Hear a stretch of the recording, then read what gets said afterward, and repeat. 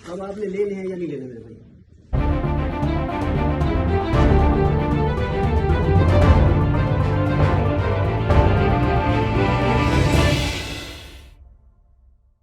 बिस्मिल्लाहिर्रहमानिर्रहीम, अस्सलाम वालेकुम। मैं हूं आपका मेज़बान आकिल हुसैन बाकरी। नाज़रीन, आज दो तेलखा खेस किस्म के वीडियोस वायरल होने के बाद पाकिस्तान की सियासत में एक बहुत बड़ा भूंचाल आ चुका है और वो तमाम बड़े बड़े किरदार आज बेनकाब हो चुके हैं जो पाकिस्तान की सियासत और पाकिस्तान की जमहूरियत को कंट्रोल करने के बाद अपने हिसाब से चलाना चाहते हैं। आज ये दोनों वीडियोस आपके सामने रखेंगे। आप खुद इन दोनों वीडियोस को सुनिए, इसको देखें, उसके बाद आप खुद अंदाजा कर सकते हैं कि पाकिस्तान की सियासत किस सिमत में जा रही है। एक तो इसकी तफसीलात आप तक पहुंचाएंगे, उसके साथ साथ नाज़रीन आज नवाज शरीफ के खिलाफ एक अहम रहनुमा ने एक बहुत बड़ा वो ऐलान कर चुके हैं। उसके ऐलान के बाद मुस्लिम लीग नून के सफ़ू में कैसी चेमोगोयां शुरू हो चुकी हैं और उन्होंने अपना प्लान ए और बी के बाद सी के ऊपर भी काम करना बाकायदा मुस्लिम लीग नून ने जो शुरू किया है, ये भी आप लोगों को बताएंगे। उसके अलावा अगर पाकिस्तान तहरीक इंसाफ को सुप्रीम कोर्ट जाने के बाद भी अगर बल्ले का निशान नहीं मिलता है तो उससे उनके सियासी बिलखुसूस कैंपेन और फिर वोट में क्या असर पड़ेगा और क्या इससे पहले किसी सियासी जमात के इंतखाबी निशान को इस तरह इलेक्शन के मशीन से रोका गया है या नहीं, ये भी बताएंगे आज के प्रोग्राम में। अगर आप लोगों ने अभी तक हमारे चैनल को सब्सक्राइब नहीं किया है तो हमारे चैनल को ज़रूर सब्सक्राइब करें और बेल आइकन क्लिक करना ना भूलिए ताकि इस तरह की अपडेट्स जो हम आप तक पहुंचाना चाहते हैं वो बर वक्त आप तक पहुंच सके। अगर आप लोग हमारे वीडियो को लाइक या फिर शेयर कर लेते हैं तो उससे यकीनन हमारी हौसला अफजाई हो जाती है और हम मज़ीद रिसर्च करके अच्छे प्रोग्राम्स आप तक पहुंचाने की पूरी कोशिश करते हैं। और हमारे फेसबुक पेज को भी लाइक और फॉलो करना न भूलिए।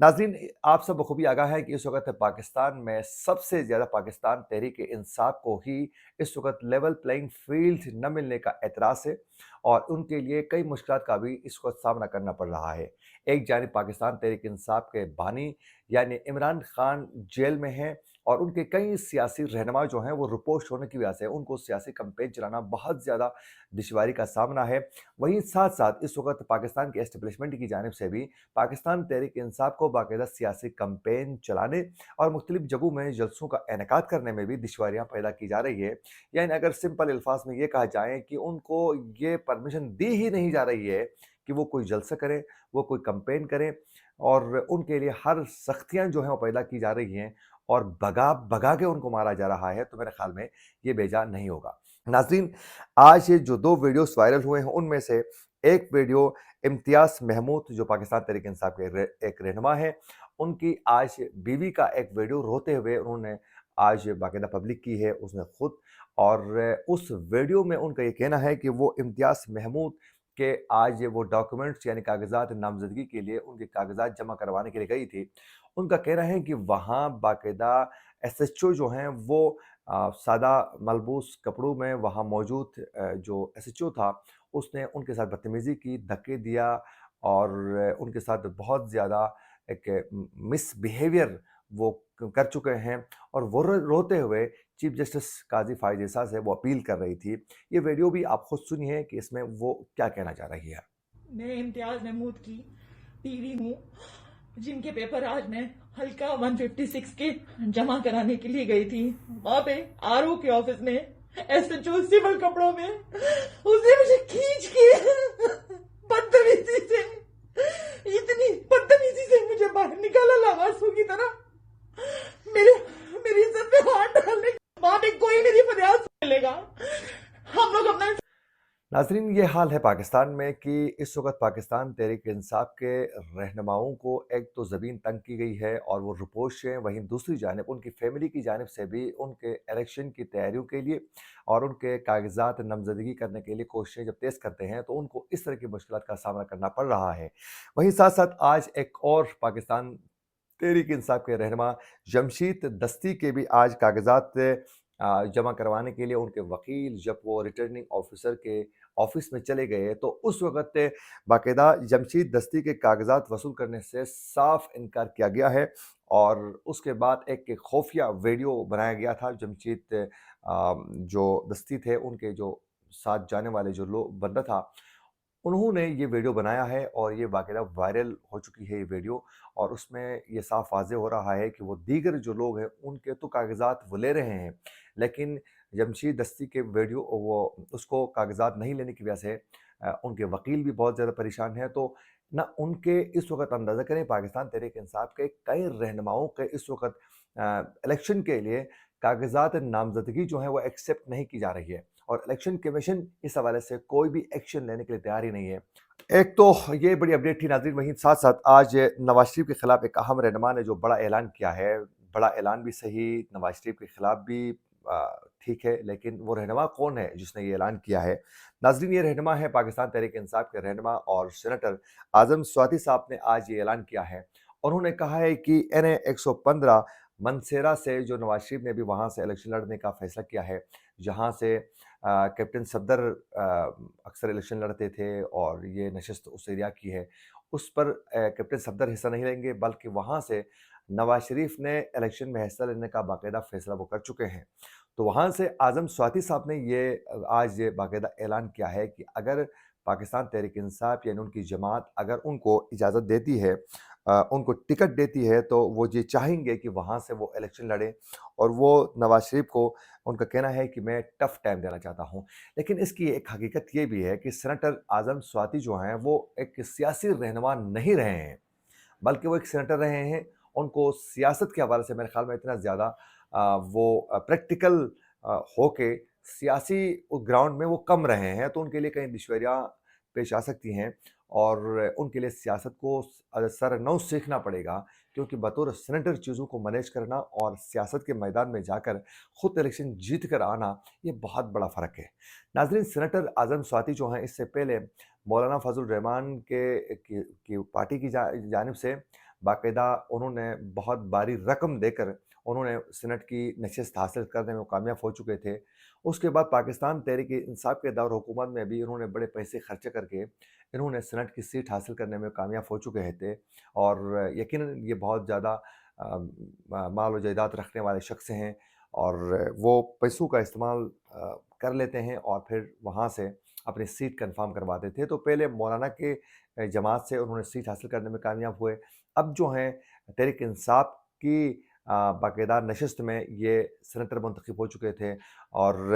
اب جو ہیں یہ چاہتے ہیں کہ وہ الیکشن میں حصہ لیں اور وہ ایک سیاسی رہنما کے طور پر گراؤنڈ میں لوگوں کے درمیان میں جا کر وہ ووٹ بھی حاصل کرنا چاہتے ہیں۔ لیکن یہ ہے کہ ایک بدقسمتی کا عالم یہ ہے کہ کافی عرصے سے روپوش ہیں، تو جب تک وہ خود کو ظاہر نہیں کرتے ہیں اور پھر مختلف کیسز میں وہ عدالت کے سامنے پیش نہیں ہوتے ہیں، اپنی حاضری یقینی نہیں بناتے ہیں، تو اس وقت تک اگر ان کی پارٹی کی جانب سے ٹکٹ ان کو دیا بھی جاتا ہے تو یہ ان کے لیے کوئی فائدہ مند نہیں ہے، کیونکہ اگر ٹکٹ دیا بھی جاتا ہے تو نومینیشن جو پیپرز ہیں وہ فارغ ہوں گے، یعنی اس کو مسترد کیا جائے گا، کیونکہ یہ روپوش ہے اور کئی کیسز کا بھی ان کو سامنا ہے۔ تو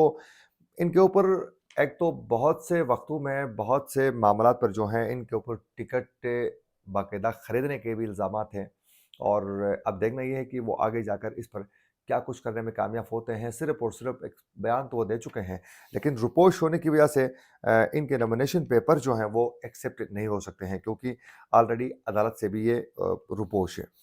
اس کے علاوہ ناظرین، پاکستان تحریک انصاف کو بلے کا نشان ابھی تک نہیں ملا ہے، اور الیکشن کمیشن نے بڑی چالاکی کے ساتھ انہوں نے جمعے کی بالکل ہی شام کو ہی انہوں نے ان کے حوالے سے یعنی الیکشن کمیشن کی جانب سے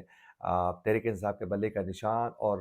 انٹرا پارٹی الیکشن کے حوالے سے جو فیصلہ سنایا وہ حیران کن تھا۔ پورا دن بالکل ہی الیکشن کمیشن خاموش رہا، شام کے وقت یہ فیصلہ سنایا گیا تاکہ تحریک انصاف کہیں کسی عدالت کا دروازہ کھٹکھٹانے تک بھی ان کو موقع نہیں دیا گیا، یعنی شام تک چیزیں منیش کی گئی، اور پھر شام کے بعد جب فیصلہ آیا تو اگلے دن ہفتہ اتوار چھٹی ہونے کی وجہ سے تحریک انصاف کے جو وکلاء ہیں، لائرس ہیں، وہ کسی بھی عدالت میں جا کر اپیل نہیں کر سکتے تھے، تو 2 دن کا وقت جو ہیں وہ ان کا ضائع کروایا گیا، اور الیکشن کمیشن کی جانب سے 2 دن کاغذات نامزدگی کے لیے مزید اضافہ تو کیا گیا ہے۔ اب دیکھنا یہ ہے کہ پیر یا منگل کو تحریک انصاف کی جانب سے آج جو اعلان کیا گیا ہے کہ وہ سپریم کورٹ سے رجوع کریں گے بلے کے نشان کے لیے، تو اگر وہ کل یعنی پیر یا پھر وہ اگر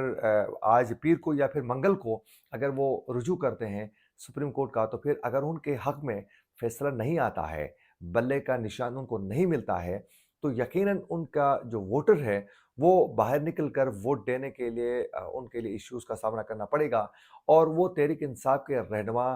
क्या अपने वोटर्स को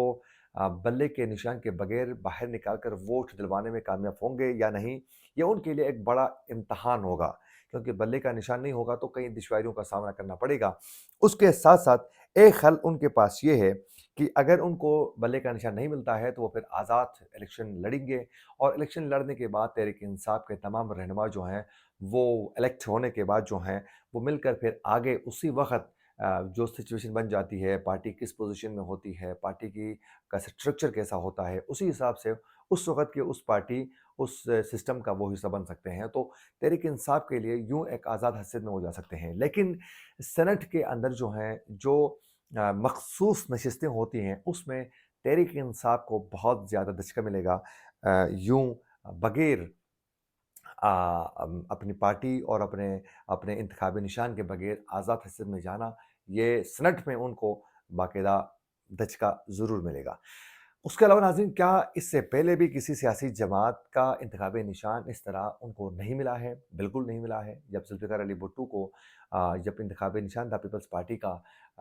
उस वक़्त तलवार इंतखाबी निशान था, वो निशान नहीं मिला और बाद में ज़ुल्फ़िकार अली भुट्टो ने इस पर तीर का निशान रखा गया और तीर के निशान पर जो है वो इलेक्शन लड़े। और उसके बाद जो है आपने देखा कि अब तक जो है पीपल्स पार्टी के पास जो तीर का निशान है वो इसीलिए ही है। तो बल्ले का निशान न होने से बहुत से इश्यूज़ का सामना करना पड़ सकता है।